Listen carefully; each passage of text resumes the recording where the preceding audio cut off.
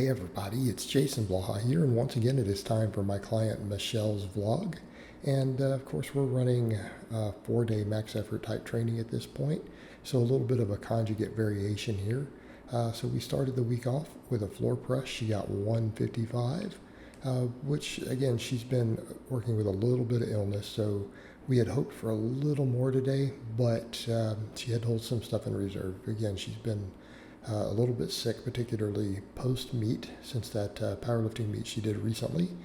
So for our supplemental work for the day, it's very straightforward. We do pause benching, barbell rows, JM presses, right?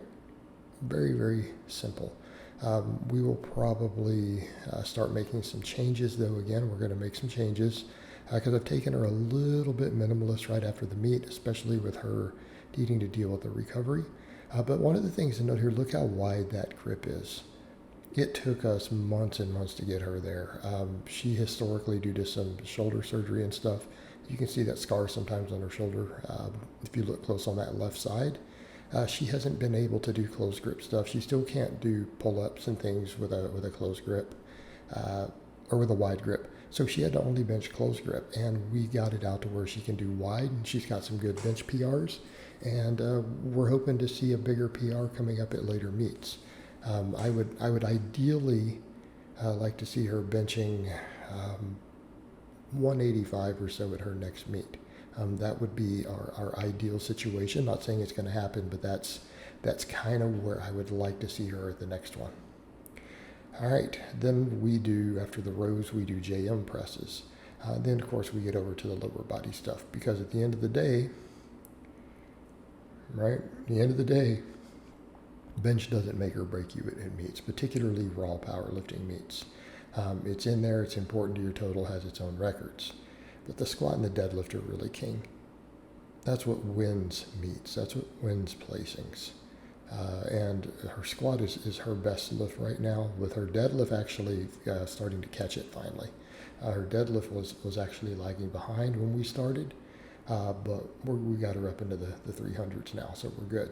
All right, back squat. I believe, she's going to get mad if I get this wrong. I believe this is 235. Is it 230 or 235? I think it's 235, plus 38 pounds of chains. For our primary assistance exercise afterwards, just like we do normal pause benching for bench, but for her squat day, we are doing pause squats. So we're not using special bars, we're not using anything crazy here. She's just doing sets of 5 with a pause at the bottom.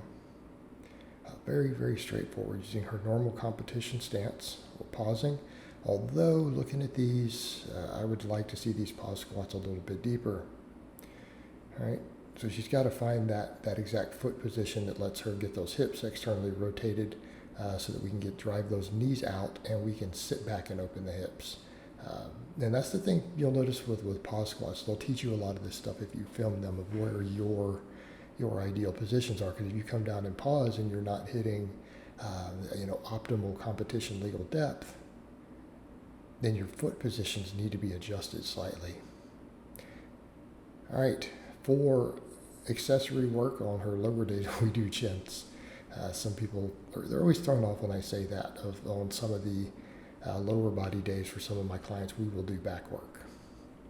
And the reason is because it still counts as deadlift accessories. And some of my clients do this, some don't. We rotate it back and forth. In Michelle's case, I could almost get away with pulling some of her back work out at this point. Her back is a strong suit, right? It is not even close to being her weak link. So I may come over to, in the future, of us just removing some of that. We could just throw some extra shoulder work in at that point instead of the additional back work. And that might behoove us to do that for her, because lats are not lacking. So as I was saying, we could probably replace some of that with shoulder work, and do it on the upper body day. All right, for other accessory work beyond that, we do leg presses, single leg. We do a reverse hyperextensions. So she ends the workout with reverse hypers and then hanging leg raises or toe to bars, which I don't think we got we got any footage this week of the total bars. She doesn't give me footage of those every week. Every now and then she does, and if I have room for them in the blogs, because I like to keep these under 10 minutes these days, I'll throw those in. But this is really our basics here. It's very simple on this day. You know, we do pause squats, chins, leg press, reverse hyperextensions.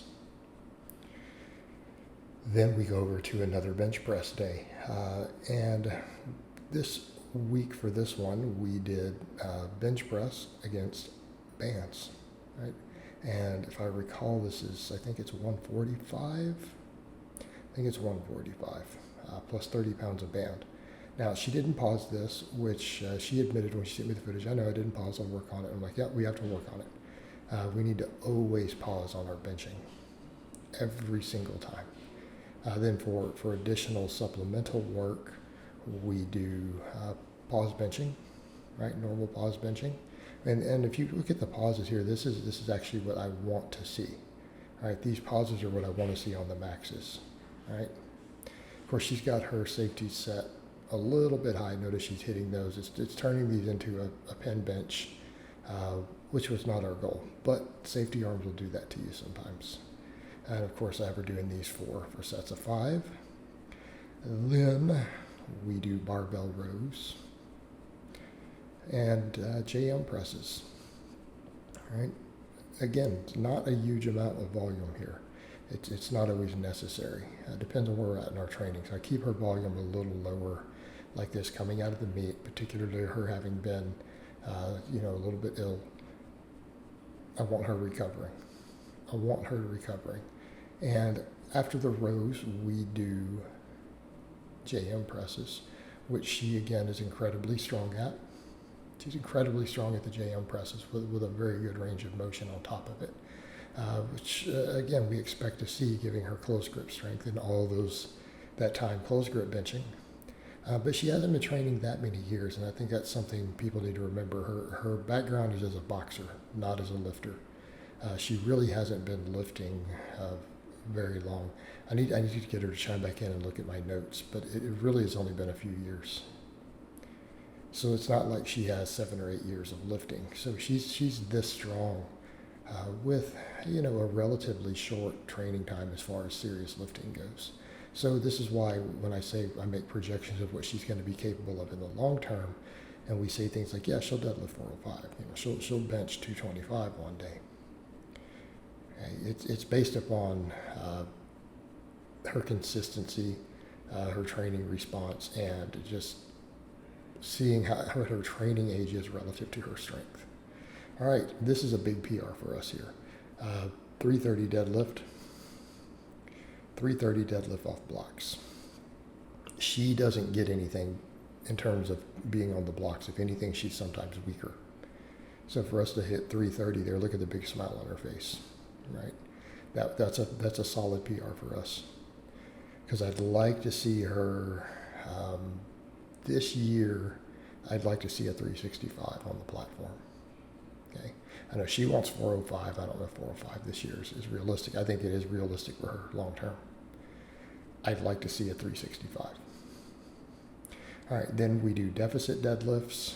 Then we do all the other supplemental work we did last time, which is chins, leg press, glute ham raises, reverse hyperextensions.